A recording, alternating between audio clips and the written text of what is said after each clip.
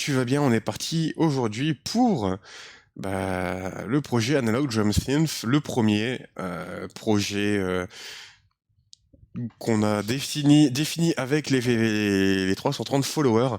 Celui avec les 470 followers n'est pas encore déterminé, donc n'hésitez pas, si vous avez une petite idée, à la soumettre sur mon Discord et sur le live aussi, hein. Vous pouvez passer et laisser un petit message, ça fait extrêmement plaisir. Et du coup, on est parti là pour un petit peu de recherche avant tout et essayer de montrer un petit peu qu'est-ce qu'on veut dire par analog drum synth, donc un synthétiseur analogique de son de batterie. Voilà. Alors déjà, on va commencer par aller voir ce que c'est une batterie. Parce que certaines personnes ne savent pas ce que c'est, donc on va montrer. Alors c'est pas ça, hein. Vous inquiétez pas, on va pas monter une batterie non plus, on va faire ce genre de choses. Voilà. Donc là, ici, on va prendre l'image. Est-ce que l'image est grande? Non, l'image est pas grande. Je voudrais une belle image. Je voudrais une belle image de batterie, s'il vous plaît. Alors, on va aller chercher ça, taille. On veut que les grandes images de batterie. Voilà, bon, les Thomann, c'est parfait. Donc, une batterie, voilà, c'est constitué de plusieurs éléments. Hop, voilà, c'est parfait, là, vous l'avez en grand. Donc, vous avez des cymbales, ici. Vous avez ce qu'on appelle des toms, donc ce sont des tambours, et une grosse caisse. Là, jusque-là, j'espère que dans votre vie, vous en avez déjà vu une. Je vous souhaite encore plus d'en avoir touché une, parce que c'est vrai que c'est quand même fandard, hein, ce genre de choses. Et moi, dès que j'ai une batterie, dès que je peux avoir une batterie entre les mains, ça m'éclate toujours de pouvoir y jouer. Et alors pourquoi avoir décidé de faire ce projet? Tout simplement parce que des machines qui permettent de gérer ce genre de son, il y en a beaucoup. Il y en a des très sympas. Donc là, par exemple, ici, on a l'un des modèles qui est le plus représentatif, je dirais, du projet, qui s'appelle la TR-808. J'ai vu une caisse, mais pas une grosse caisse. Aïe, aïe, aïe, aïe, aïe, ça y est, Ouba en roue libre. Donc voilà, donc ça c'est... comment dire, c'est sorti par Roland dans les années 80. Ça devait remplacer à la base les batteurs, mais ça n'avait pas vraiment pris. Et du coup, comment je peux expliquer ça? Du coup, ça n'avait pas trop bien marché. Ça a été utilisé énormément dans les années 90, dans la house, la techno, dans toute cette branche de musique électronique. Aujourd'hui, ça revient énormément. Et quand je dis énormément, c'est... il y a une espèce de revival pour ce genre de bécane, qui a un son très très particulier. On va essayer d'écouter des petites démonstrations. Et on voit en fait qu'il y a vraiment très très peu de contrôle dessus, avec des contrôles de volume. Voilà, on peut tune, on peut tone, donc comme ça on peut plus ou moins régler le signal. Mais... il y a des émulateurs console, ça existe, des émulateurs de ce genre de bestiole? Oui, tout à fait, Ouba. Ça existe, ça coûte moins cher que la bécane originale, puisque la bécane, j'ai déjà eu la chance d'en avoir une entre les mains, et le prix c'était pas loin de 1000 balles. Donc, ça coûte 1000 balles, hein, cette bécane-là. Et forcément, mettre 1000 euros dans une machine comme ça, c'est sympa, hein, mais ça fait un peu cher, quoi. Ça fait vraiment très très cher. Du coup, plutôt que d'acheter un émulateur, tout ça, et puis comme le but aussi de cette chaîne, c'est aussi de découvrir, d'essayer, je pense que c'est aussi rechercher qu'une TR-404, ouais. C'est même plus rechercher qu'une TR-404. Voilà, on a ça. Il existe aussi, je crois que c'est la Pulsar 23. Ouais. Il y a aussi des choses un peu plus récentes en termes de en termes de produit, hein, qui est assez sympa. Alors attends, est-ce que tu peux me montrer un peu? Je voudrais vraiment une grande image. Bon, on va prendre celle-là, allez. Bon, c'est un peu petit, mais on va zoomer un peu. En gros, voilà. Donc ça, c'est sorti il y a peu, je crois. C'est aussi un synthétiseur de batterie. Et donc dessus, en fait, il y a énormément de... Ça fonctionne avec des câbles Croco. Et en gros, on peut venir mettre des pinces un peu partout pour venir modifier le son, pour apporter des modulations un peu spéciales. C'est vraiment très sympa. J'aime beaucoup cette machine. On peut faire des choses assez violentes dessus. Mais bah, je sais plus le prix de celle-là. C'est quoi le prix de la Pulsar 23? On va aller chercher ça tout de suite. On va aller chercher. Bah voilà, 1800 balles. 1850 balles pour ça. Alors, c'est très cher, ça a l'air d'être très cher comme ça, mais voilà, c'est un produit quand même qui est d'une grosse qualité, où il y a un effort derrière qui a été mis, qui est assez violent. Ouais, donc ça pique. Et bah, l'objectif, en fait, pour nous, à partir d'aujourd'hui, et salut à Kanoa, comment il va? On parlait de toi à un moment aussi. Ça fait cher le potard. Oui, c'est sûr, ça fait cher, mais après, on va dire que pour ce genre de projet, le but, c'est, comment dire, que ce soit cher, c'est bien. Après, il faut aussi connaître la qualité. Là-dessus, on a vraiment une grosse qualité, donc c'est pas trop un souci. Ouais, bah on parlait des gros soutiens. Je faisais la cuisine. Non, en fait, on parlait des gros soutiens de la chaîne. Juste avant, on avait fait une petite review des projets et on disait que, enfin, je disais que justement, tu étais l'un des premiers et puis aussi un soutien qu'il y avait au niveau de la partie code de la chaîne. Donc, bah encore merci à toi. Voilà, tout simplement. Tout simplement, tout simplement. Donc, la conception aussi, ça paye normal. Ah oui, mais surtout que ça, c'est quelque chose qui est fait en très petite unité. En fait, c'est du fait main, donc forcément, bah, c'est comme c'est jamais sorti en grosse unité, ça douille. Ça douille en plus, donc forcément, bah, c'est des coûts supplémentaires, c'est beaucoup de choses. Voilà. Et merci à toi, The Alpha 3D. Bienvenue dans la résistance. Merci beaucoup. Installe-toi bien. Donc là, ce qu'on va faire, c'est c'est quoi ce pavé orange? Bah, c'est un synthétiseur de batterie. Voilà, au même titre que la TR-808, au même titre que bon, ça, c'est une batterie analogique. Mais il y en a plein. Il y a aussi, on va aller voir, on va aller voir YouTube. Voilà, on va aller voir YouTube. On va aller chercher. Ça date de quand cet outil? Bah, ça date. Les premières datent d'il y a assez longtemps. Ça date d'il y a assez longtemps. Parce qu'il y en a, voilà quoi, il y en a vraiment énormément. Donc il y a celui-là ici. Donc ça part du Pulsar 23. Hop, je vais couper un petit peu. Voilà le genre de son qu'il y a hein, dessus. Mais les premières ont été faites il y a un petit moment hein, déjà.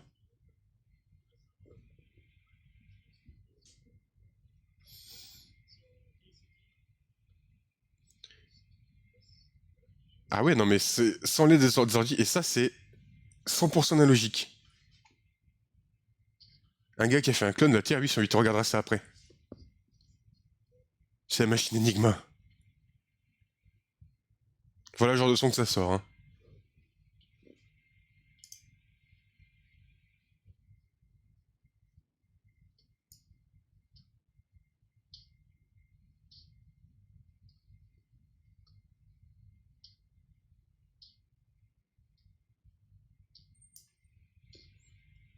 Donc c'est assez fandard.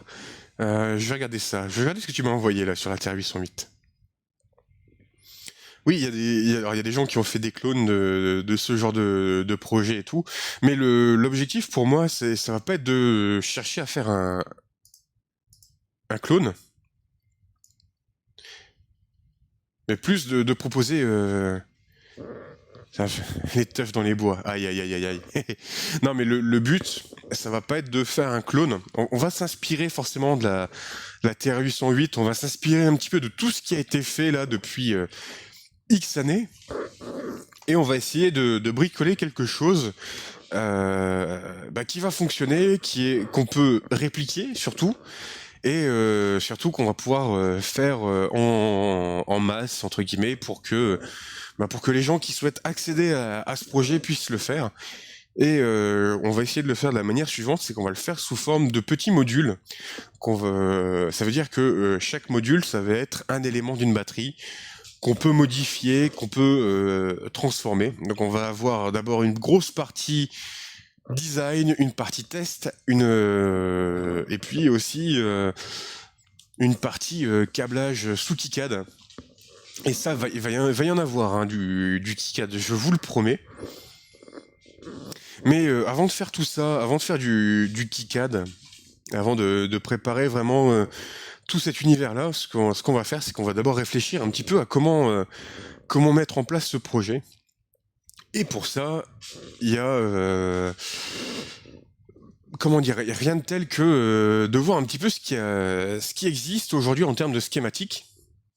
Donc en termes d'idées qui ont déjà été faites, on va aller prendre par exemple le kick drum, le schématique en fait. Donc c'est en gros ce que les gens ont déjà fait pour générer ce qu'on appelle le kick drum, c'est la grosse caisse. Voilà. Donc il y a des gens qui ont fait ça bien, qui ont déjà expliqué un petit peu comment. Alors est-ce que tu peux me l'afficher l'image? Il veut pas m'afficher l'image. Hop, allez, on dit ça. Voilà.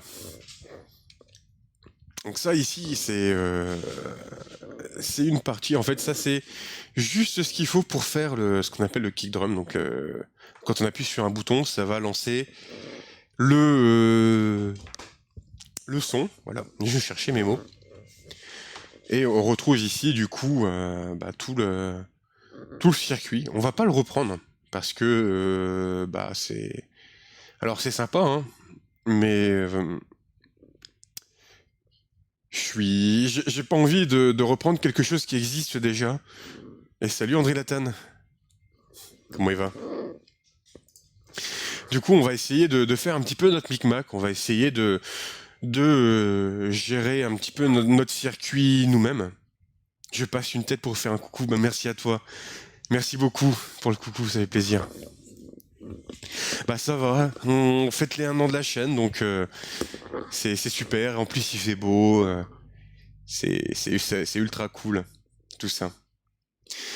Et où disais-je, oui, on va essayer de faire ça, on va essayer de faire aussi quelque chose qui soit bien fait. Alors, premièrement, le projet, déjà, j'ai prévu qu'il tourne en plus 12, moins 12 volts, avec un vrai transformateur qui m'a coûté relativement cher, hein, pour rester poli. Mais voilà, j'ai investi 50 balles dans un transformateur qui va être normalement très très bon, avec beaucoup de filtrage derrière pour les tensions. Comme ça, on aura le moins de parasites possible. Seulement, là, il y a quelque chose en fait qui m'embête un petit peu là avec le projet. C'est que GG pour ta première année. Merci beaucoup. Ça roule toujours avec toutes ces avances de projet. Ah bah ouais, bah ça. Les projets, c'est important d'en avoir, très important. En fait, on va. Alors, il va falloir que j'enlève 2-3 petites choses. On va passer vite fait là-dessus. En fait, voilà. On va faire un breadboard du projet, mais en soi, comment dire, il y a. Je cherche mes mots. Ça y est, ça devient grave. En soi, le truc, c'est que il y a vraiment beaucoup de choses à faire. Et comme tout synthétiseur, en fait, un son, on est capable en fait de le décomposer en plusieurs fonctions.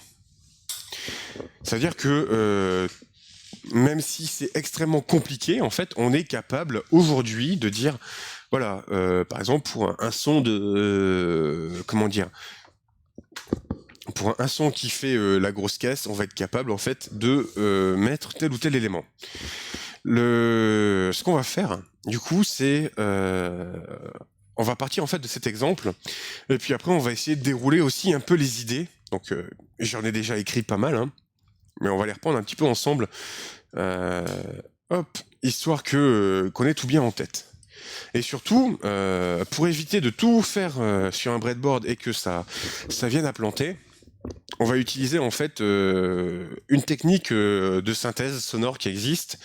C'est ce qu'on appelle la synthèse modulaire. Donc on va créer en fait des petits modules qui vont faire des petites fonctions. Et puis en mettant ces petites fonctions les unes avec les autres, on va essayer de construire ces sons de batterie et va permettre tout simplement d'avancer un peu là-dessus. Voilà un petit peu. Donc on va générer l'onde par modulation ou à partir d'un sample, à partir de modulation. Ça veut dire que là, pour le coup, je m'interdis l'utilisation de tout sample. Ça veut dire qu'on va avoir des composants électroniques analogiques et on va essayer de faire en sorte qu'on arrive à faire des sons de batterie avec ça. On va commencer par quelque chose qui est relativement simple. Enfin, en tout cas que moi je trouve relativement simple, c'est ce qu'on appelle les enveloppes. Alors en gros, l'enveloppe d'un son, c'est un système de modulation qui existe et qui permet tout simplement en fait de faire moduler le son selon le temps. En termes de synthèse sonore, il y a du coup ce qu'on appelle, alors les plus courantes, c'est ce qu'on appelle les enveloppes ADSR. Alors attendez, hop, je vais... Hop, voilà. Donc là ici on a le temps et là ici, et ce que je pourrais faire, je vais faire beaucoup plus grand. Et juste faire des baguettes pour faire du air batterie. On pourra faire ça à la fin. On peut s'amuser à faire ça. Hop, voilà. En gros, ADSR, ça fonctionne comme ça.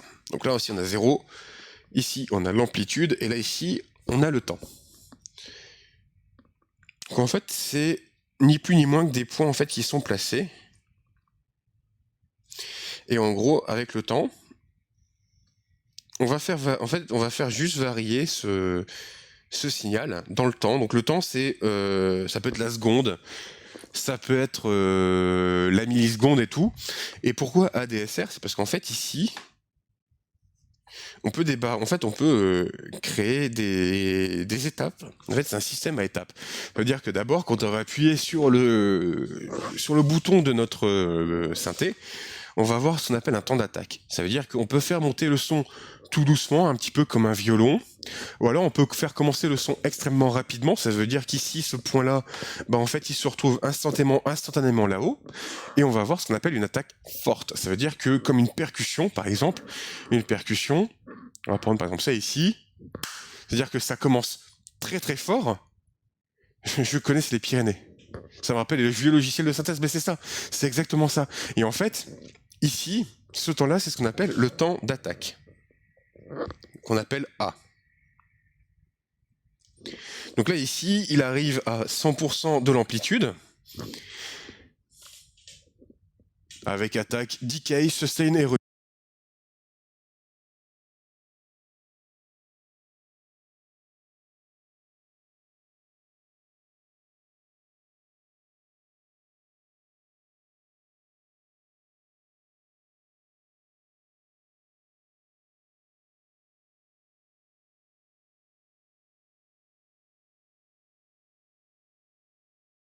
ah, plus de micro, c'est coupé. Voilà, ça y est. Voilà, je vais mettre le micro comme ça ici, comme ça, il devrait plus avoir de problème. Donc, Roger, on vous reçoit plus. Est-ce que vous me recevez, Roger Cela? 5 sur 5, nickel. Donc là, ici, la partie decay, en fait, la partie decay, en fait, c'est une autre modulation, en fait, qui va se mesurer en temps aussi. Et en gros, on va arriver à un point qu'on appelle le point de sustain. Donc le point de sustain, c'est un point qui est défini en amplitude, ici, et sur lequel, en fait, on dit, tant qu'on appuie sur la touche, en fait, on reste sur ce qu'on appelle le sustain. Et une fois qu'on relâche, en fait, le bouton, on va arriver dans une espèce de relâchement, ce qu'on appelle le release.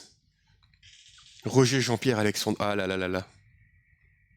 Ça y est, ça blague.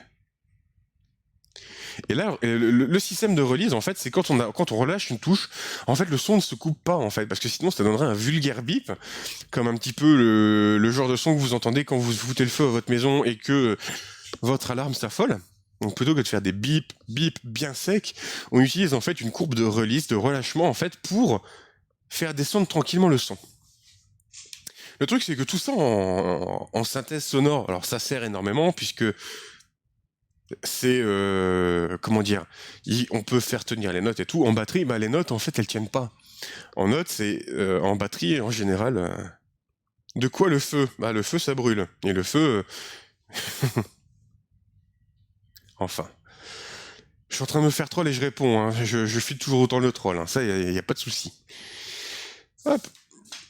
Du coup, le souci en fait, le souci, c'est pas un souci, mais en fait, cette courbe là, qui est applicable à un son, on va dire de guitare, de synthé, de tout ce que vous voulez, on va essayer de l'appliquer à une batterie. Et une batterie, souvent, on a ce qu'on appelle, en fait, c'est un effet percussif. Ça veut dire qu'on va avoir une attaque qui va être très très courte, et ensuite, on va avoir ce qu'on appelle une release. Ça veut dire que, par exemple, quand vous frappez sur un tambour, vous allez avoir le bruit de votre baguette qui vient heurter le tambour, donc qui va créer ce qu'on appelle l'attaque forte, et ensuite, votre tambour, il va résonner naturellement, en fait. C'est-à-dire que c'est pas un son très très sec, c'est un son, en fait, qui va venir descendre tout doucement. Et pour ça, en fait, on a plusieurs solutions. On a, donc ici, donc là, ici, on va reprendre, et on va enlever tout simplement la partie decay et sustain. Oh putain, Charlie et Lulu, ça y est. Ça y est, on y est, on a atteint le point Charlie et Lulu sur la chaîne. Au bout d'un an, c'est beau. Au bout d'un an, c'est beau. Donc on va voir en fait, on va le symboliser comme ça. On va voir ici une attaque qui va être très très courte. Et puis ici, on va voir ce qu'on appelle un relâchement. Donc le release. On a juste besoin en fait d'avoir cette courbe là, donc on va monter très très vite et après on va faire descendre le volume sonore du tom. Par exemple du tom, du tambour, de ce que vous voulez. C'est vraiment la physique de base pour tout ce qui est ce qu'on appelle modulation. Donc ça, on s'en servira pour des modulations de volume, mais pas que. Donc ça ici, c'est ce qu'on appelle un générateur d'enveloppe. Et ce n'est pas un postier, je vous rassure. Hop, générateur d'enveloppe. Alors j'ai hâte d'avoir une tablette pour... Les cymbales, sinon elles vont être jalouses aussi. Ah t'inquiète pas, on va en parler après des cymbales. Mais les enveloppes des cymbales, en fait, c'est exactement la même chose. Le petit mot modulation est demandé. Aïe, aïe, aïe, aïe, aïe, ça y est, c'est terrible. Les cymbales, en fait, c'est pareil, c'est-à-dire qu'en fait, on a une attaque très très forte, c'est-à-dire que l'attaque, elle peut être ici, ou quasiment à 0. Et puis ici, on vient faire descendre, en fait, la courbe beaucoup plus doucement. Donc ça, c'est vraiment, comment dire, c'est vraiment ça en fait la base du projet en fait. C'est comment on va faire on va générer un son et ce son en fait, on va faire en sorte d'essayer de le moduler au maximum pour qu'il soit entre guillemets le plus comment dire, le plus sympa possible, qui ressemble le plus à la réalité. Après, comme on fait de l'électronique analogique, on va jamais pouvoir vraiment se mettre au diapason de la réalité, pour la simple et bonne raison que et pour les monter, tu vas juste rallonger l'attaque. Ouais, c'est ça en fait. C'est si on veut quelque chose qui est un petit peu plus long à monter en attaque, ben on peut monter l'attaque, on peut faire une attaque plus douce, ou alors on peut faire une attaque vraiment très très forte, et on peut chercher à mélanger ça. Donc ce générateur d'enveloppe, en fait, c'est ultra important, puisque même si je vous remontre ici, voilà, ici, par exemple, ce schéma-là, on a en fait le générateur d'enveloppe qui est ici, et qui permet en fait de... Le générateur d'enveloppe, c'est pour les affranchis. Hein. T'as dit, c'est toi qui avais dit un peu plus haut, un peu de sérieux, hein, Ouba. Je note, hein. Du coup, en fait, ce générateur d'enveloppe, il a... Putain, mais vous me faites vraiment rire. Et vous arrivez vraiment à me déconcentrer. Hein. Vous êtes balèze. Hein. Quoique non, faut pas être balèze pour me déconcentrer. Ce générateur d'enveloppe, en fait, qui est juste ici, c'est vraiment pour donner, en fait, tout ça. Tout pour donner cette espèce de variation dans le temps. Ensuite, ici, toute la partie là, donc Bridge T-Network et Feedback Buffer, ça c'est ce qu'on appelle le générateur sonore. Ça veut dire que si vous avez juste une enveloppe de volume, mais que derrière, j'ai essayé de résister, bah bravo, j'ai glissé. Non, ça va, j'ai pas appuyé dessus. Du coup, en fait, tout ça, c'est bien d'avoir des enveloppes, tout ça, mais il faut qu'on ait quelque chose à mettre derrière, quelque chose qu'on puisse moduler, et c'est la partie sonore. Comment on génère un son en électronique? On utilise ce qu'on appelle des oscillateurs. Les oscillateurs, vous en avez dans les synthés, voilà, c'est juste quelque chose en fait qui va créer une forme d'onde régulière, ou non, mais en gros quelque chose en fait qui va faire vibrer une partie électronique, et puis derrière, en le branchant sur une enceinte, ça vient de faire vibrer cette enceinte. Voilà. Donc l'objectif, ça va être de trouver en fait quelque chose, c'est-à-dire qu'il faut qu'on fasse moduler ce signal sonore. Donc ça, c'est un exemple. Des exemples, il y en a plein. On essaiera de trouver des solutions.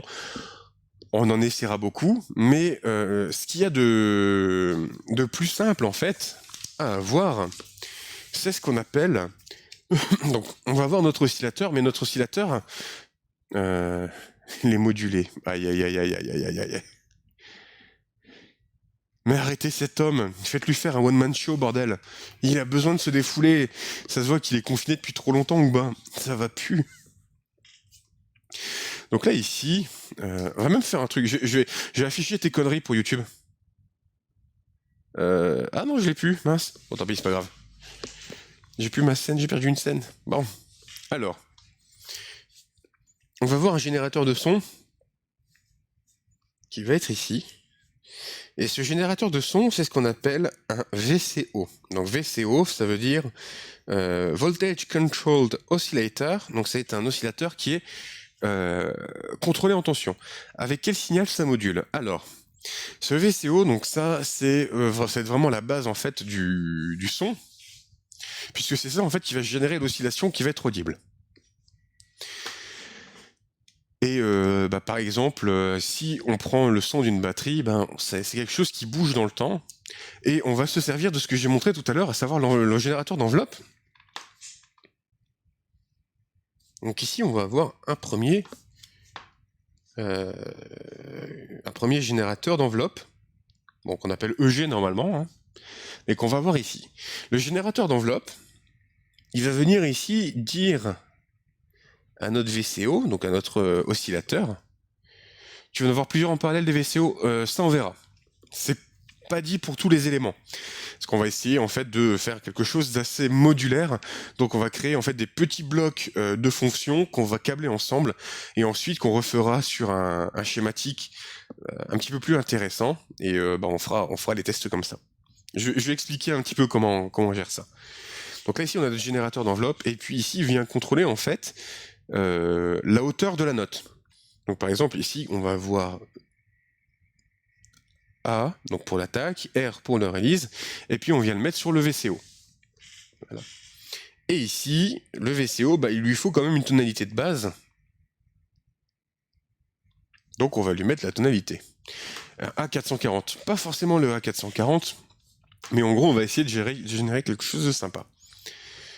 Ce VCO, bah là, en fait, si on fait juste ça, en fait, on va avoir un système qu'on va entendre tout le temps et c'est un petit peu naze. Et bah, l'objectif, ce serait d'ajouter en fait ce qu'on appelle les modifieurs. On va essayer de toucher, on va rajouter des modifieurs et un modifieur qui est assez important en musique, c'est le filtre. Ça veut dire qu'en gros, quand vous parlez, en fait, ça veut dire que bah, vos cordes vocales vont générer une fréquence, ils vont générer pas mal de choses, et derrière, en fait, c'est votre bouche qui vient faire modulation et qui vient faire en sorte que, bah, en gros, vous arrivez à être compréhensible et à articuler, par exemple. Eh ben, en musique, en fait, pour pouvoir donner un petit peu cette impression de son, en fait, on va utiliser ce qu'on appelle un filtre. Pour le coup, alors il existe plusieurs types de filtres. Il y a des filtres du premier ordre, il y a des filtres du deuxième ordre, il y a des filtres du deuxième ordre avec résonance. Tout ça, pour l'instant, on va pas particulièrement chercher à définir. Mais en gros, ici, on va juste mettre un filtre. Comme ça, on va venir atténuer en fait le signal ici. Donc soit en fait on vient couper les aigus, soit on vient couper les graves. Alors. Donc si j'ai bien compris, la batterie est modulée sur une tonalité, donc on peut jouer une gamme de Do avec la batterie. On peut jouer n'importe quoi en fait. Après, une batterie en fait, on peut la régler selon une note, mais c'est pas ce qui est le plus important. On va voir en fait ce qu'on, comment dire, on va essayer d'avoir une tonalité en fait qui va être à peu près précise. C'est-à-dire qu'on n'est pas obligé d'avoir quelque chose. Vu que c'est un synthé, j'imagine. Oui, on peut tout à fait s'en resservir derrière comme un synthé. En fait, c'est un synthé, mais qui va être beaucoup plus réduit en termes de fonction. C'est-à-dire que on va pouvoir en rajouter aussi parce que c'est cool. Mais bah, en fait, c'est ni plus ni moins qu'un synthé en fait qu'on vient faire des modulations et on essaie d'avoir des plus petits modules possibles pour éviter en fait la surpopulation carcérale. Non, pas du tout. Je dois faire des courses, je vous laisse. Bonne continuation. Merci à toi en tout cas. Jamesy, merci infiniment d'avoir été là et merci encore pour ton sub, pardon. Ça fait très plaisir. Ben, bonne course à toi et bon courage surtout pour affronter les gens. Merci. Donc, on vient atténuer et pour ça, ben, on va utiliser un filtre. Bon courage. Ah bah oui, ben, tu m'étonnes. Bon courage à vous. Donc le filtrage, en fait, c'est qu'on vient... en fait, le son, tel qu'on le voit, en fait, c'est un spectre, c'est ce qu'on a assez défini sur un spectre sonore. Ça veut dire que ben, vous avez une fréquence fondamentale et derrière vous avez des harmoniques. Donc c'est ce qui donne la richesse du son de la voix, du son d'une guitare, du son d'un hautbois, d'un synthé, tout ça. C'est vraiment, c'est pas vraiment des calculs savants, mais en gros, à chaque fois que vous parlez, en fait, on est capable de définir en fait le son, bah, s'il est plus ou moins grave ou plus ou moins aigu avec tout ce système de fréquences. On est capable, en électronique, d'aller casser un petit peu cette dynamique avec un filtre. Donc on peut dire soit on laisse passer que les aigus, soit les harmoniques. Oh, aïe, aïe, aïe, aïe, aïe, aïe. Oh, ça va pas. Hein. Il va aller se coucher. Il va aller se coucher ou bas. Bref. Donc ce système de filtrage, ça vient donner en fait, ça vient couper soit les basses, soit les aigus. Donc c'est pour donner en fait un son plus ou moins percutant. On n'est pas obligé de le mettre un passo ou un passe-bas. C'est exactement ça, ou même un passe-bande, un coupe-bande, un filtre formant. Enfin, il y en existe des tas. On va essayer de faire des choses un petit peu simples au début, et puis en fonction un petit peu de comment on sent le son, comment on voit un peu. Les passe-murailles sont interdits. Non, et le jeté de nain aussi, André Latane. Du coup, on va voir le filtre. Et derrière, bah là, comme pour l'instant, bah, on n'a pas encore touché au volume. Bah, on va voir ce qu'on appelle un VCA. Donc VCA, c'est un amplificateur contrôlé en tension. Ça veut dire que au plus on va mettre de tension, en fait, au plus on va laisser passer le son, et au moins on met de tension dans le VCA, au moins en fait on va entendre le son. C'est ni plus ni moins que ça. Donc pour ça, en fait, on va pouvoir se servir en fait d'un générateur d'enveloppe. On peut en prendre un deuxième, par exemple, qui va venir ici. Hop.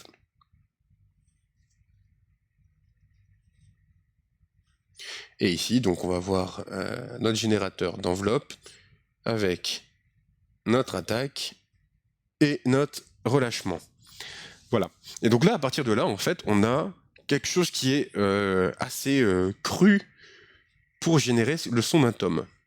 Donc le son d'un tambour, d'un tam-tam, tout ça, en fait, on a vraiment quelque chose de très cru. Ça va fonctionner, mais il va falloir qu'on essaye un petit peu tout ça. Il va falloir qu'on voit un peu ensemble comment on va faire pour gérer le projet. Et là, déjà, on voit que, justement, j'ai découpé, en fait, mon son en espèce de sous-brique de projet, comme un potard de volume. Oui, c'est ça, sauf que le potard de volume, là, à la place de le tourner en fait à chaque fois, bah, tu appuies sur ta touche et ça vient gérer automatiquement le volume. Et c'est ultra intéressant en fait à gérer. Mais oui, André Latane, effectivement, c'est un petit peu comme ça. Donc là, le but, c'est là on a créé en fait un son qu'on a modulé et à partir de ça, on va essayer d'en faire un son de batterie. Là, jusque-là, c'est plutôt cool et tout, il va falloir qu'on essaye. Il va falloir qu'on trouve aussi les bons schémas pour que ça puisse fonctionner. Le truc, c'est que là, ici, on n'a fait qu'un seul élément, et puis on peut se dire, oui, mais attends, par exemple, pour un bruit par exemple, de cymbale, en fait, on se sert d'un autre bloc. Il y a un autre effet qui s'appelle du bruit blanc. Ça veut dire que on peut faire un système, un petit schéma qui va faire exprès de générer du bruit, qu'on va amplifier. Et ce bruit, en fait, on va le récupérer et on va faire des modulations sur ce bruit. Et par exemple, on peut faire des bruits de cymbales comme ça, ou des bruits de trucs un petit peu cheapos. Donc pour une cymbale, ça veut dire qu'on va avoir, du coup, ici, un générateur de bruit. Et puis ce générateur de bruit... Oui, mais pour 5 balles, t'as plus rien maintenant. Ah bah oui, bah ça... Je viens de comprendre ta blague. Hein. Je viens de la comprendre. Bah c'est pas grave, t'inquiète pas. T'inquiète pas. Je préfère que l'ambiance soit comme ça, et puis... Salut Les Paul Pie. Bah écoute, oui. Oui, c'est un beau projet qui commence, tranquillement. En tout cas, bienvenue à toi, merci d'être là. J'allais l'affiche en l'air, ah là là là. Donc ce bruit, en fait, on va le moduler. Et cette modulation, bah, on peut utiliser un autre élément. Donc c'est un autre type de filtre qu'on appelle un VCF, donc il y a un filtre contrôlé en tension. Ça veut dire que, en gros, le son, en fait, un filtre, on va le définir avec avec un seul point, c'est ce qu'on appelle sa fréquence. Donc fréquence qu'on note F. Et la résonance, alors on peut l'appeler E pour emphase, on peut l'appeler Q parce qu'il y en a qui l'appellent Q, et on peut l'appeler tout simplement R pour résonance. Mais comme ici on a déjà un élément qui s'appelle R, et ben moi je l'appelle Q. Voilà, parce que Q c'est avant le R et que le Q c'est bien. Donc là ici on a notre VCF qui vient faire en fait office de variateur de tonalité sur notre bruit, et puis on peut le régler rebelle va. T'as vu ça? Et puis en gros on peut toujours on peut faire des modulations comme ça et puis derrière remettre du coup on peut avoir un petit VCA derrière, donc même principe, hein, on vient y coller un générateur d'enveloppe et puis on fait sortir le son. Donc là, juste avec ça, en fait, juste avec 3 petits composants comme ça, enfin des composants, juste avec 3 blocs de composants, en fait, on peut commencer à créer un son de batterie. Et après, derrière, on peut en rajouter plein. On peut se permettre aussi des dingueries avec des modificateurs atypiques. Et tout ça, en fait, on va essayer de les amener petit à petit. Mais j'ai retenu que le Q fait de l'air. C'est pas sérieux ça, bah bravo. Mais le Q, ça fait de l'air. Le Q, ça gère la résonance. Donc ça, on expliquera un petit peu tout ça quand on les fera au fur et à mesure. Mais là ici, en fait, ça c'est le point qui est, qui va être assez important pour ce projet, en tout cas dans la manière dont on va construire le projet, c'est que on va pas forcément à chaque fois se taper des circuits en fait, puisqu'il y a des circuits en fait qui vont revenir plusieurs fois dans le process. Et je pense qu'en fait, ça va être vachement mieux si en fait on fait des petits modules, on fait ce qu'on appelle la synthèse modulaire. Donc on vient prendre en fait des éléments de base. On vient prendre des éléments de base et l'objectif en fait c'est de dire voilà, on va prendre tel élément, on vient le placer là, à tel endroit, etc., etc., etc. Et on va, à partir de cette espèce de proto-synthé modulaire, donc on va pas faire quelque chose qui va être forcément très évolué ou qui va fonctionner très très bien, mais on va essayer de faire des petits modules comme ça, et puis de les assembler ensemble, et écouter le résultat tranquille dans ma chambre, pour ceux qui ont la ref, mais en tout cas on va les assembler pour essayer de faire un son de batterie. Et à la fin on met un séquenceur, et paf, ça fait une 808. C'est presque ça. Mais oui, en l'occurrence, c'est ce qu'on va chercher à faire, Les Paul. C'est ce qu'on va vraiment chercher à obtenir. C'est vraiment essayer de faire un entre guillemets de 808. Je l'ai récupéré, mon petit, c'est super intéressant. Merci à toi d'être passé, André Latane, merci infiniment. C'est sur YouTube, ce sera sur YouTube, je pense, d'ici quelques jours, André Latane. Donc si tu veux suivre le début, n'hésite pas. Hein, voilà, vous pouvez... Vous pouvez y aller, vous allez voir les VOD et tout, mais en tout cas, oui, force à toi, comme dit Ouba. Merci beaucoup d'être passé, ça fait extrêmement plaisir. Donc, pour ça, on va pas aller tout faire non plus. On va pas tout faire chez JLC PCB parce que ça va coûter extrêmement cher. Donc pour ça, en fait, on a ça ici. Donc ça, si vous êtes familier avec la chaîne, vous en avez déjà vu, hein, puisqu'il s'agit de protoboard. Donc c'est des plaques qui sont déjà percées avec des pistes. Enfin, on va pouvoir faire des pistes en étain avec ça. Et puis, comme ça, en fait, on va pouvoir faire chacun des petits éléments là-dessus. Et puis on pourra les empiler et tout. Donc là, comme ça, déjà, ça c'est bien. Aussi, et ça j'en avais parlé un petit peu au début, mais il y a quelque chose qui pour moi en fait va être très intéressant à travailler. C'est l'alimentation, parce que là déjà, en fait, les précédents projets, là on va parler du Tape Echo par exemple, l'alimentation c'est quelque chose qui est assez crucial et on s'est rendu compte que il fallait vraiment trouver une solution pour ça en fait. Il fallait qu'on trouve vraiment une alimentation qui soit bonne, qui soit stable, qui permette de ne pas avoir trop de bruit quand on écoute le projet. En tout cas, pas trop de bruit de fond. Donc pour ça, j'ai pris une alimentation. On peut pas tricher sur l'alimentation en audio. Ah non, pas du tout. Pas du tout. Je vais pas faire ça. Je vais aller chercher le... Hop, je vais chercher l'alimentation que j'avais choisie. J'arrive à... Le temps que je retrouve... Alors. On va se mettre là-dessus. C'est dans les convertisseurs AC/DC. Alors, s'il veut bien... voilà. C'était... Alors, on va aller ici. Je connais pas le site par cœur et c'est assez chiant. Convertisseur en sortie fermée, parce qu'il faut être protégé électriquement de ça. Et en gros, on va aller prendre un système en fait qui vient générer deux tensions. Du plus 12 et du moins 12. Alors la marque, est-ce que je peux voir la marque Traco Power? Ouais. C'est assez important, puisque en gros, voilà, c'était celle-là. Voilà, c'est celle-là que j'ai choisi. Donc un truc assez gros, hein. Donc en fait, on vient, voilà, c'est du plus ou moins 12 volts en fait qu'on vient mettre dessus. Ah non, ça c'est du plus ou moins 5, pardon. Je m'agourouille, c'est ce modèle-là à peu près, mais c'est pas celui-là. Hop, il me faut ça ici, et c'est moins 12. Donc là, en fait, j'ai choisi vraiment une grosse alimentation. Voilà, c'est celle-là. 833 mA, hein, histoire d'avoir quelque chose qui puisse tenir. Et en gros, ici, voilà, c'est ce que j'ai choisi comme élément. Donc avec la possibilité de mettre la masse dessus, comme ça au moins ça évite les problèmes. Et bah, on va travailler en fait avec cette alimentation là. Pourquoi?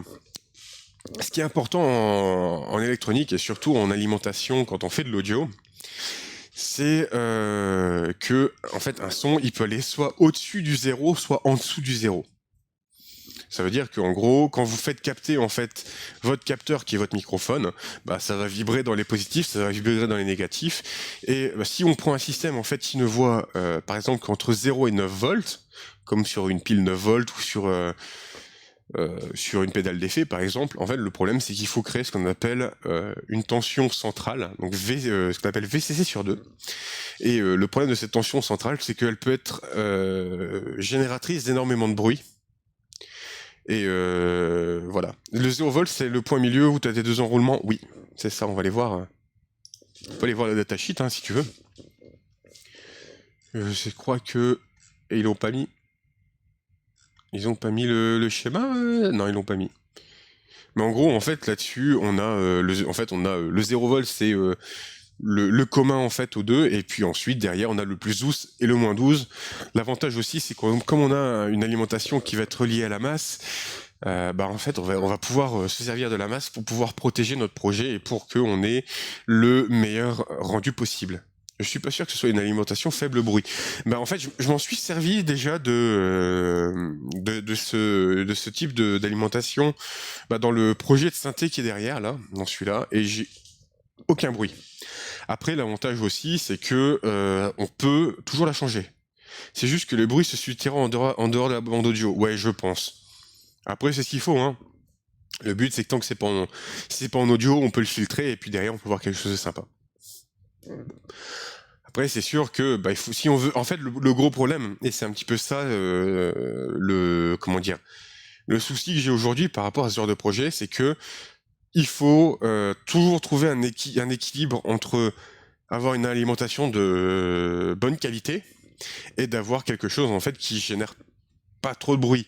Parce qu'on peut et puis surtout qu'il soit pas trop cher parce que là déjà voilà hein, le prix il est là. J'en ai eu pour un peu plus de 55 € hein, pour l'alimentation. Donc forcément là, j'ai mis le paquet, histoire d'avoir quelque chose qui soit vraiment sympa à utiliser, qu'on puisse vraiment jouer sur de la performance sonore et que l'on puisse avoir juste des composants de très bonne qualité. C'est pareil, il y a certains composants que je vais me servir, enfin dont je vais me servir, pardon, sur certains éléments, par exemple sur tout ce qui est générateur, on va prendre des éléments qui vont être allez, un petit peu plus sensibles au bruit, c'est pas grave, parce que le signal qu'ils doivent créer, c'est juste un signal qui va aller de plus à dire de plus à moins, etc., etc., de plus 12 volts à 0 volts, par exemple. Donc c'est pas encore trop grave si c'est dépendant au bruit, mais dès qu'on va toucher vraiment à de l'audio, on va prendre des éléments qui sont faits exprès pour gérer de l'audio, qui font pas beaucoup de bruit. Donc ça va forcément faire monter un petit peu le coût du projet. Mais voilà. Dans la datasheet de la LIM, le bruit est spécifié à 0,7% fois VCC plus 90 millivolts, soit 0,17 de bruit à 100 kHz. Bon, ça va encore. Je pense que ça va encore. Après, enfin, il faudra peut-être qu'on travaille ça. Peut-être que l'alimentation, ça n'ira pas. Mais, enfin, en tout cas, c'est la meilleure alimentation que j'ai pu voir là sur Farnell sans que ça me coûte les yeux de la tête. Parce que ça aussi, c'est important.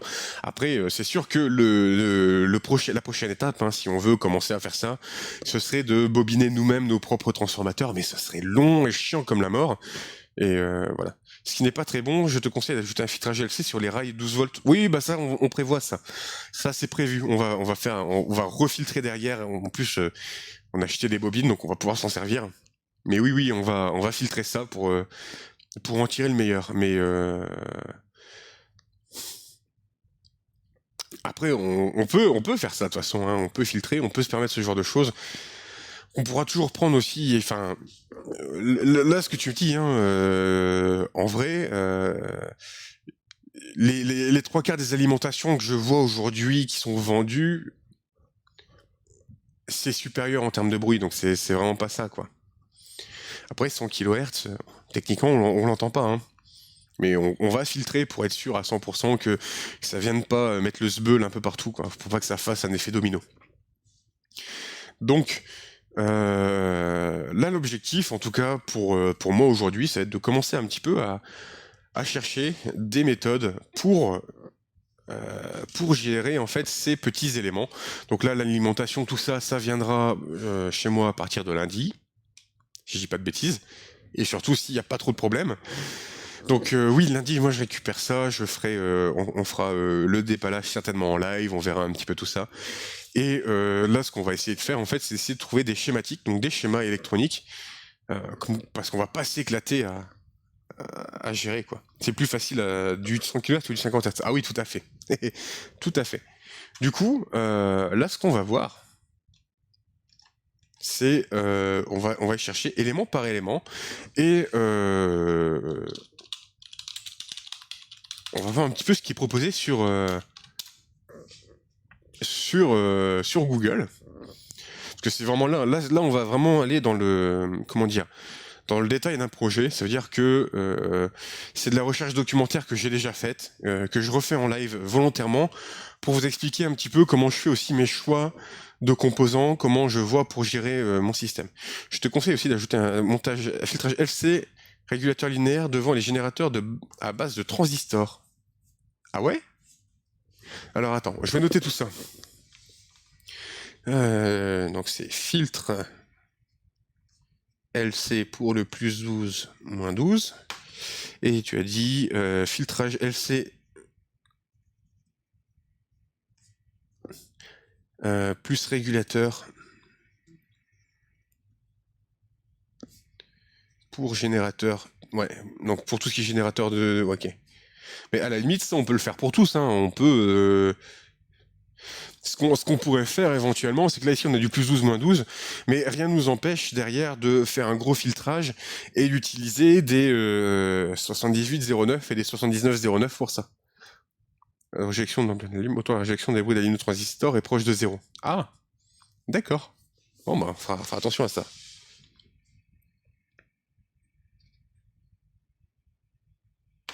Après, on peut, enfin, là, en vrai, pour ce projet-là, en fait, quitte à faire quelque chose, on va le faire bien et on va le faire overkill, dans le sens où on va voir, on peut séparer en fait ce projet en plusieurs étapes. On peut se permettre ça. Et ce qu'on va faire, c'est que on peut avoir des petits blocs comme ça pour le son, mais par exemple pour l'alimentation, on va créer en fait un espèce de gros bloc d'alimentation qui soit ultra bourrin, qui puisse tout gérer, qui soit bien filtré, qui soit nickel. Et derrière, en gros, on va pouvoir tirer des câbles vers nos modules et puis essayer de voir un peu comment ça réagit.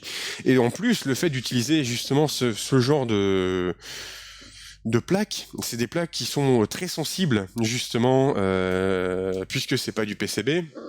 C'est du fait, ce sera fait à la main. Du coup, il y aura énormément de défauts et on va partir de ce principe-là, c'est que si on est bon sur ces plaques-là, on devrait être capable de les refaire sous format PCB, donc sous format circuit imprimé, sans que ça pose trop de soucis. En tout cas, j'espère. Après, de toute façon, ça va être entre guillemets du développement de produits là ce qu'on fait, hein, puisque il va falloir qu'on teste, qu'on essaye, qu'on expérimente tout ça. Donc forcément, ça va pas être évident. Alors, moi, ce qui avait retenu mon attention, c'est ça ici. C'est bien, c'est simple, c'est efficace, ça utilise pas des composants qui sont trop chiants. On peut adapter ça à n'importe quelle tension. Donc là, ici, si on se sert par exemple si on prend un système d'alimentation en moins 12 plus 12, on peut prendre notre enveloppe là-dessus. Enfin voilà quoi, on peut vraiment essayer d'en faire quelque chose, et c'est vrai que ça pourrait être sympa. Ça pourrait être sympa. Des résistances, des diodes, des amplificateurs opérationnels. On peut vraiment partir là-dessus en fait pour faire notre génération d'enveloppes. Alors pour expliquer, est-ce que moi là comme ça j'arrive bien à comprendre le truc. C'est quoi comme fonction ce circuit? C'est un générateur d'enveloppe. Donc ça veut dire que ça vient traduire une impulsion électrique en une progression. Alors attends, je vais remonter. En fait, ça vient en fait refaire quelque chose comme ça. Hop, voilà. Ah, le soleil, au secours. Le soleil qui vient brûler l'image. Donc ça veut dire qu'en fait, ça vient générer un signal comme ça, donc qui vient monter dans le temps et qui redescend ensuite. Donc l'attaque, c'est le fait qu'un son soit percussif ou non. Au plus le son est percussif, au plus l'attaque est faible. Et ensuite, la release, c'est le temps que met le son pour pour se dissiper. Donc là, en fait, ici, on a cette fonction-là. Donc, c'est-à-dire qu'ici, on vient envoyer notre signal en entrée. Donc là, ça, c'est l'impulsion qui est générée. Cette impulsion, on vient l'utiliser ici dans un système qu'on appelle un comparateur de tension, donc qui est géré par la première partie d'un amplificateur opérationnel à deux systèmes. Donc là ici, en fait, on vient mettre ça comme ça, peu importe le type de gate que l'on a. Donc la gate, c'est peu importe le type d'impulsion qu'on a, si l'impulsion est trop faible ou trop forte ou quoi que ce soit, on a toujours un système qui derrière vient le remettre à fond à 9 volts. Et voilà. Cette enveloppe dépend de la largeur d'impulsion de l'entrée. Oui, tout à fait. Tout à fait. C'est-à-dire que ça, on va en parler aussi ensuite. C'est que pour moi, en fait, il y a deux types en fait d'impulsion et on peut avoir plusieurs types d'enveloppes. Alors, on peut avoir des enveloppes uniquement en attaque release. Voilà, on peut avoir que une pente descendante qui s'appelle un decay. Et ça, je vais expliquer un petit peu après comment ça fonctionne. Donc là ici, en fait, on vient calculer. En fait, la gestion du temps est générée par ça ici, donc le petit condensateur qui vient en fait avec ça, donc les potentiomètres, faire un passe-bas, et on vient faire monter ou descendre tout doucement l'enveloppe en fonction de la valeur qu'on a mis ici. Et là derrière, on vient entre guillemets protéger le circuit, on vient mettre un buffer, donc comme ça, on peut l'utiliser avec différents systèmes. Donc ça, en fait, ça dépend de la largeur d'impulsion de l'entrée. Ce qui peut être un problème, puisque une batterie, techniquement, on vient taper dessus, et on a des impulsions très très courtes. Donc soit on dit que l'on a une attaque qui est extrêmement courte, et dans ce cas, on n'utilisera que le release pour que ça tombe, ce qui fonctionne bien. Ou alors, en fait, on va avoir un système qui va monter et descendre pour avoir des sons qui sont beaucoup plus doux en fait en termes d'effet, en termes de son. Et on peut se permettre justement avec ça de simuler en fait d'autres fonctionnements de machines en analogique, comme par exemple la compression. Ça veut dire que si on met du compresseur et du sidechain, donc ça veut dire qu'on vient faire dépendre le volume d'une piste de son par rapport à une autre. En fait, on peut essayer d'émuler ça, et ça peut être un petit peu sympa. Puis aussi, l'objectif, c'est de faire une batterie, mais si on peut avoir des sons un petit peu particuliers pour une batterie, ça veut dire, par exemple, permettre d'avoir un système qui fait pour un son, ça veut dire qu'on prend juste l'entrée du son, et puis derrière, il le gère. Ça, c'est quelque chose sur lequel on peut travailler, on peut utiliser des bascules pour ce genre de choses, pour générer en fait la longueur d'impulsion, etc., etc. Des bascules monostables, voilà. Donc on a ça ici, ça c'est l'un des premiers schémas sur lequel j'ai acheté mon dévolu. On peut aller voir sur enveloppe générateur, et puis on va taper decay. Ça veut dire qu'en fait il y a des enveloppes qui sont très très simples. Voilà, ici il y a un autre modèle, je crois. Et merci à toi Sébastien, bienvenue Sébastien G24, bienvenue dans la résistance, merci beaucoup. On peut utiliser plusieurs circuits. Là, l'avantage, c'est que ça utilise des amplificateurs opérationnels qui sont ultra communs, et c'est plutôt pas mal. Là, ici, c'est un petit peu différent, puisqu'on se sert d'un timer 555, donc c'est très très bien. L'entrée de la gate sera quoi? Un clavier, une interface MIDI, un interrupteur. Ce sera une interface MIDI. Donc c'est pour ça en fait que je disais que toute la partie synthèse sonore va être analogique, mais il va y avoir une partie en numérique, puisque le MIDI, en fait, le protocole de communication MIDI, qui veut dire Musical Instrument Digital Interface, donc qui est l'interface numérique pour des instruments musicaux, voilà, qui est un protocole qui date des années 80. Et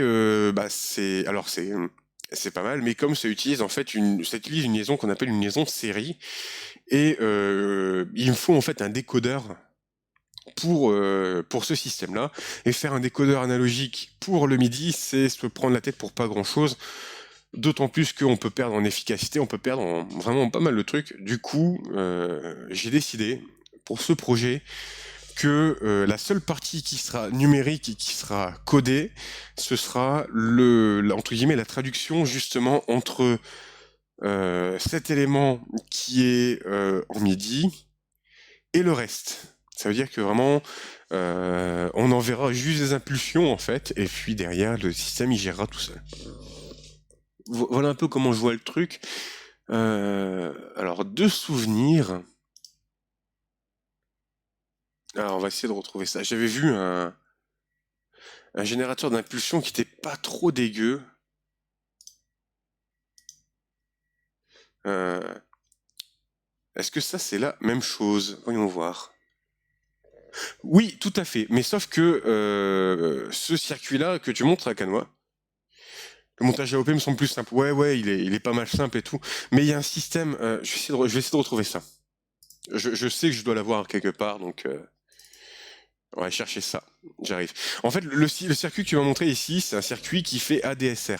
Ça veut dire que, en gros, il y a deux parties dont j'ai vraiment pas besoin en fait dans ce circuit, mais oui, techniquement, c'est la même chose. Ça veut dire que on enlève la partie decay, on enlève la partie sustain, et on dit simplement que on a une attaque et un release. Alors, le projet, je vais aller le chercher. Alors, non. C'était celui-là. Il y a un autre circuit qui permet de le faire. Je m'en étais servi dans ce projet-là. C'est ultra simple. Il y a que ce circuit-là ici. Il y aura combien de voix? J'ai envie de dire autant qu'on veut, puisque c'est modulaire. Ça veut dire que, tu vois, par exemple, on va créer un truc de base pour faire tout ce qui est son de tom, tout ce qui est son de grosse caisse. On va en avoir un spécialisé pour les cymbales, on va en avoir un qui est spécialisé, par exemple, pour faire un gyro, pour faire... je sais pas, enfin, on va faire des petits modules comme ça, et puis on peut dire, par exemple, si on le fait sur un Arduino, on peut s'autoriser maximum 16 voix. Et en vrai, j'ai vraiment envie de me remettre sur la technologie PIC microchip. Et je dois avoir un PIC 18F45 16F ou 18F4550. Et je pense que là-dessus, on peut pousser jusqu'à 32 voix. Donc ça veut dire qu'on va avoir en fait une machine qui est énorme, sur laquelle on vient paramétrer en fait notre son. Et comme ça, en fait, on le paramètre une fois, et puis après, on peut le laisser, on peut le modifier si on veut. Voilà. Donc on peut avoir techniquement autant de voix qu'on veut, on peut en mettre 2, 4, 6, 8, tout dépend après derrière du mélangeur de signaux qu'on va mettre, parce que ça va dépendre principalement de ça en fait, c'est le mélangeur de signaux, et aussi la capacité que va avoir l'alimentation à gérer autant de modules. Donc c'est pour ça que là en fait la réflexion qu'il va y avoir par rapport à tout ça, c'est pas full analogique remboursé. Alors, j'ai dit que la synthèse sonore serait full analogique. Après, derrière, si tu veux faire du full analogique, je n'empêche personne à enlever la partie de programmation qu'il va y avoir pour le MIDI, et puis de mettre des... alors, comment on appelle ça déjà? On peut mettre des capteurs piezoélectriques, et puis vous tapez dessus, puis ce sera full analogique. Hein. Ça va marcher, hein. Il n'y a aucun problème, c'est juste que là, on peut... Enfin, je me permets cette facétie-là, dans le sens où ça n'impacte pas le son, où ça va permettre d'avoir quelque chose de beaucoup plus précis. On va pouvoir même en plus gérer les canaux. Donc ça veut dire qu'on va pouvoir vraiment définir un canal propre pour le système. Enfin, c'est du tout bénef pour très peu d'efforts. Là, on va vraiment mettre l'effort relativement important pour le système. On va essayer de mettre vraiment beaucoup d'efforts pour la génération du son, il y aura des CV Gate aussi, les contrôles voltage. On verra. On verra, Les Paul. En fait, comment dire, on va le faire en sorte que ce soit modulaire ici pour les tests. Et puis, on pourra proposer toujours aux personnes, bah, si vous voulez avoir une version éclatée, enfin éclatée, dans le sens où en fait vous allez avoir un mode labo, on peut proposer ça, on peut proposer un mode CV Gate, il n'y a aucun problème. De toute façon, tu devais me montrer les pics il y a 6 mois. Oui, c'est vrai en plus. Mon mauvais. Le projet titanesque à la fin. Ça, par contre, c'est vraiment un projet de très longue haleine, et il va falloir comment dire, il va falloir vraiment s'accrocher là-dessus parce que on va commencer par faire des petits modules, ensuite on va les assembler, on va les sortir et tout, puis on pourra faire 2 versions s'il faut. Donc une version module par module pour les personnes qui ne veulent pas faire du circuit de bending ou ce genre de choses, ou qui veulent juste avoir un truc un petit peu basique. Et derrière, Les Paul, si on fait une carte qui est grande comme ça, qui fait un bon A3, et puis les projets Skyrim, on n'a fini jamais la quête principale. Ah oui, ça peut être cool, mais justement, après, c'est aussi avec les réflexions, c'est avec des fois le temps de discuter, de se poser et tout, avec vos questions aussi. Je pense que ça peut être ultra intéressant d'avoir entre guillemets votre expertise, d'avoir un petit peu tout ça. Bref. Ce que je voulais vous montrer, c'est ça ici. Ça, en fait, ça vient prendre une impulsion, peu importe la taille, et en gros, ça vient générer, en fait, en fonction de ça ici, ça vient générer, en fait, une impulsion plus ou moins longue. Donc ça, c'est plutôt cool.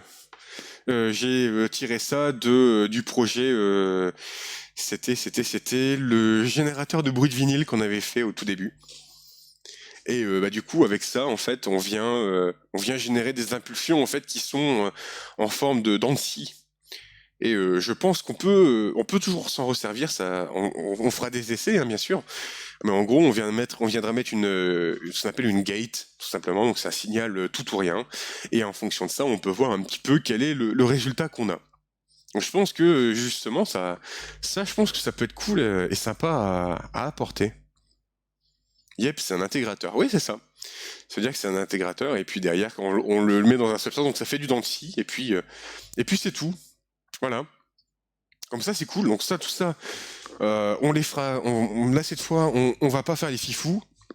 L'objectif, c'est dès que je reçois l'alimentation, c'est qu'on fasse vraiment des tests module par module, et puis ces modules, une fois qu'ils sont testés, on les soude, on les valide dans le temps.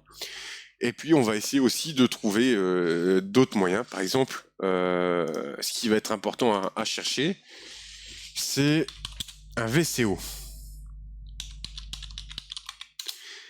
Alors là par contre, il y en a des tonnes et des tonnes qui sont très simples, des tonnes qui sont très compliquées.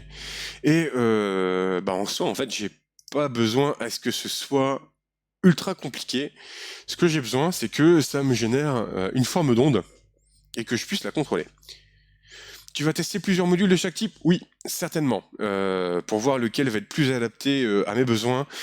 Et surtout, peut-être qu'on va aussi prendre des modules en fait qui existent déjà, et on va essayer de mélanger avec un autre module pour voir si on peut pas rajouter quelque chose.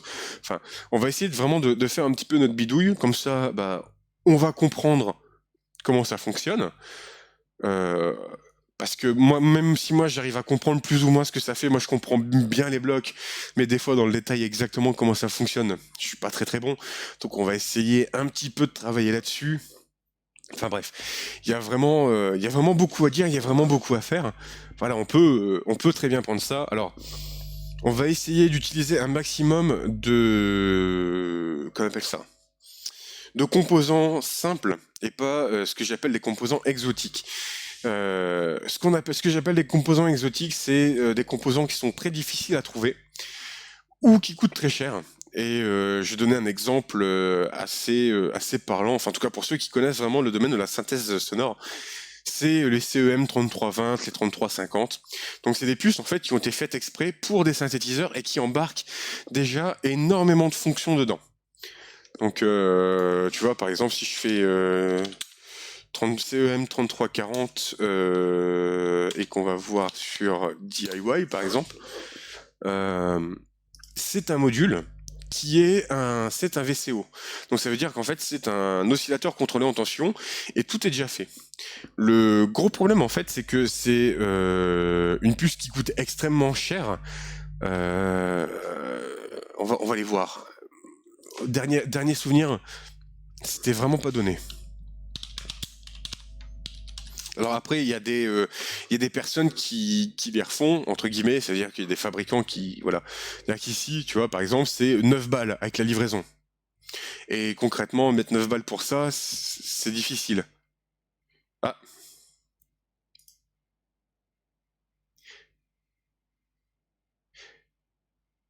alors, allô? J'ai planté. Non, ça va, j'ai pu planter. Excusez-moi, c'est un peu planté. Il y a du monde autour de la puce. Oui, il y a énormément, c'est des puces qui sont très recherchées, tu vois, par exemple. Ça, c'est une puce originale. C'est du New Old Stock. Donc, ce qu'on appelle du New Old Stock, pour ceux qui ne savent pas, c'est... oui, voilà. Il y en a pour 70 balles. Là, si t'en as une à 30 balles, avec 10 euros de livraison. Voilà, ici, choose your batch, free shipping, 41 balles. Ça coûte extrêmement cher. Et j'ai pas envie... En fait, c'est le genre de puces qui vont être géniales à utiliser, qui vont permettre de faire vraiment beaucoup de choses, mais on va dire ça va simplifier la vie, mais pour avoir quelque chose de trop cher.